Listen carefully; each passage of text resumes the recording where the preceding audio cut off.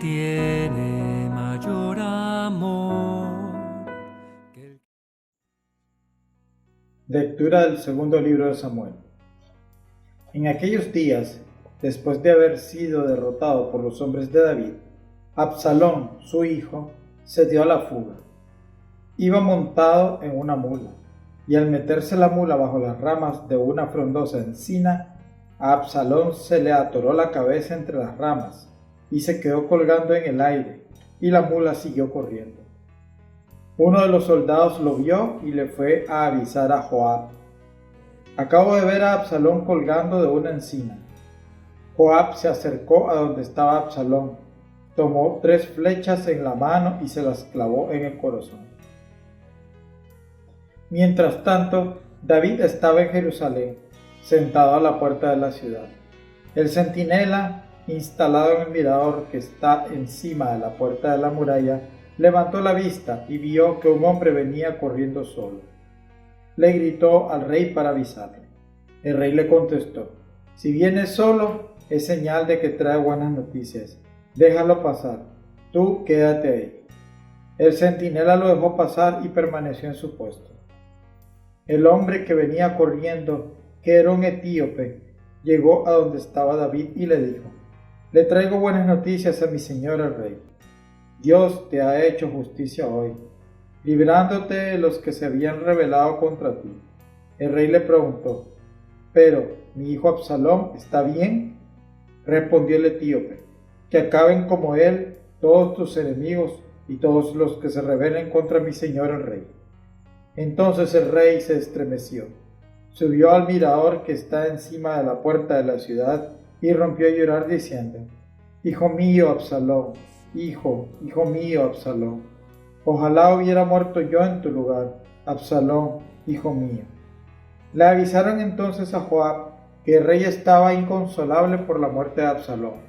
Por eso aquella victoria se convirtió en día de duelo para todo el ejército, cuando se enteraron de que el rey estaba inconsolable por la muerte de su hijo.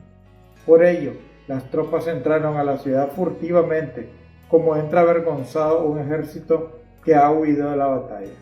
Palabra de Dios. Te alabamos, Señor. Protégeme, Señor, porque te amo. Protégeme, Señor, porque te amo. Presta, Señor, oídos a mi súplica, pues soy un pobre lleno de desdichas.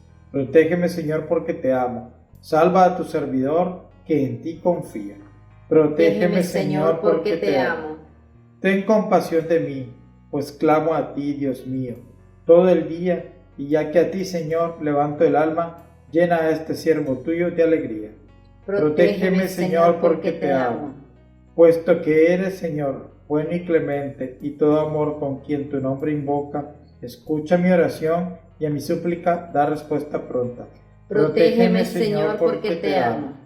Del Santo Evangelio según San Marcos. Gloria a ti, Señor. En aquel tiempo, cuando Jesús regresó en la barca al otro lado del lago, se quedó en la orilla y ahí se le reunió mucha gente. Entonces se acercó uno de los jefes de la sinagoga llamado Jairo. Al ver a Jesús, se echó a sus pies y le suplicaba con insistencia: mi hija está agonizando, ven a imponerle las manos para que se cure y viva.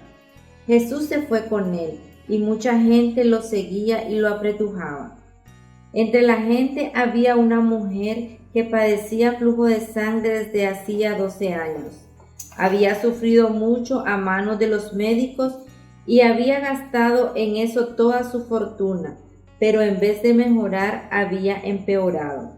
Oyó hablar de Jesús, vino y se le acercó por detrás entre la gente y le tocó el manto, pensando que con solo tocarle el vestido se curaría.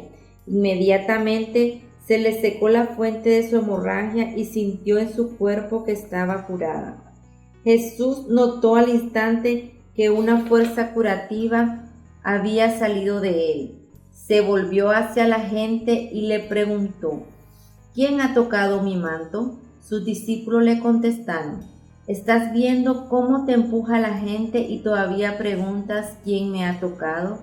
Pero él seguía mirando alrededor para descubrir quién había sido. Entonces se acercó la mujer asustada y temblorosa. Al comprender lo que había pasado, se postró a sus pies y le confesó la verdad. Jesús la tranquilizó diciendo: «Hija, tu fe te ha curado. Vete en paz y queda sana de tu enfermedad». Todavía estaba hablando Jesús cuando unos criados llegaron de casa del jefe de la sinagoga para decirle a éste: «Ya se murió tu hija. ¿Para qué sigues molestando al maestro?». Jesús alcanzó a oír lo que hablaban y le dijo al jefe de la sinagoga: «No temas, basta que tengas fe». No permitió que lo acompañara nadie más que Pedro, Santiago y Juan, el hermano de Santiago. Al llegar a la casa del jefe de la sinagoga, vio Jesús el alboroto de la gente y oyó los llantos y los alaridos que daban. Entró y le dijo: «¿Qué significa tanto llanto y alboroto? La niña no está muerta, está dormida». Y se reían de él. Entonces Jesús echó fuera a la gente y con los padres de la niña y su acompañante entró a donde estaba la niña. La tomó de la mano y le dijo: «Talitá cum», que significa: «Óyeme, niña, levántate». La niña, que tenía 12 años, se levantó inmediatamente y se puso a caminar.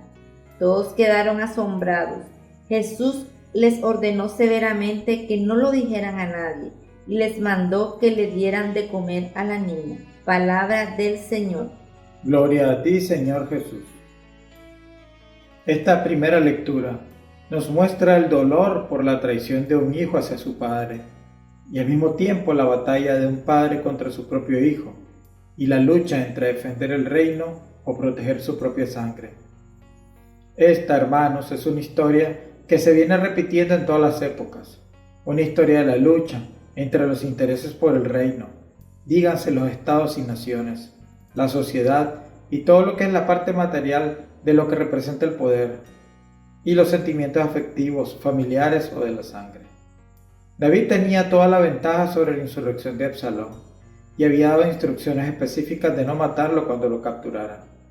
Pero los caminos de Dios Padre a veces son muy diferentes a los trazados por el hombre, y la trágica muerte de Absalón demuestra que cuando no hay comunión en la familia, cuando hay división, cuando la ambición sobrepasa el amor al prójimo, la tragedia sobreviene.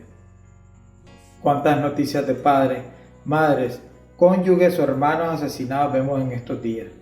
Todo por un terreno, por una discusión, por un malentendido, por una rechura, y después viene la lamentación, como la del rey David, que llegó a decir: «Ojalá hubiera muerto yo en vez de ti». Pese a que Absalón quería el poder y derrocar a su padre, le pesó más al rey el amor a un hijo que la defensa del reino. Pidamos pues, hermanos, al Espíritu Santo la docilidad para dar el brazo a torcer, para aprender a pedir perdón, para tener la claridad en la rechura, para dejar el orgullo atrás, porque no solo físicamente se mata al prójimo, también espiritualmente, moralmente. Podemos llegar a hacer mucho más daño con nuestra boca y acciones, y no nos damos cuenta hasta que ya es muy tarde. Hoy en el Evangelio de San Marcos nos encontramos con dos episodios, dos milagros. El primero de la mujer hemorroísa, que ya llevaba 12 años con la enfermedad, quien había escuchado hablar de Jesús y que pensaba que con solo tocar su manto quedaría sanada. Pues esta mujer, con fe a ciegas, toca a Jesús, algo prohibido por la ley, ya que se consideraba impuro. La mujer trata de ocultar el milagro ante el gentío, porque sabe que podrían maltratarla si se enteran de que estando impura ha permanecido con ellos. Sin embargo, Jesús la hace visible y la felicita porque ha comprendido la fe como una fuerza que libera. Por otro lado, tenemos a la hija de Jairo, el jefe de la sinagoga, que muere a los 12 años. Jairo, al ver a Jesús, se postra ante sus pies implorando que salve a su hija. Pero cuando iban de camino se le aparece uno de la casa de Jairo que le dice que la niña ya había muerto, que para qué seguía molestando al maestro. Pero Jesús le dice: «No temas, basta que tengas fe». Este padre, en su desesperación ante la muerte de su hija, aún tiene fe. Aunque Jesús le pide una fe más firme, más grande, a veces enfrentamos situaciones difíciles en nuestras vidas y creemos haber perdido toda esperanza. Este Evangelio nos regala dos grandes enseñanzas de fe para nuestra vida. Jesús hoy nos dice que no temamos a las pruebas que se nos puedan presentar, que no dejemos de orar, de implorar incesantemente así como lo hizo Jairo. El Señor nos escucha, nos conoce y sabe las situaciones que enfrentamos nosotros. Tanto la hemorroísa y la niña simbolizan el antiguo pueblo de Dios. 12 tribus, esclavizados por las leyes de la muerte, que es invitado a convertirse por medio de la fe en el nuevo pueblo de Dios y regido por la vida. Señor, en este día te pedimos que aumentes nuestra fe, aun en las circunstancias en que nos encontremos, que sin ti toda esperanza está perdida. Que nuestra Madre del Cielo nos siga guiando en este caminar al que hemos sido llamados. Dios bendice a Nicaragua. Soy el pan de vida, el que venga a mí no tendrá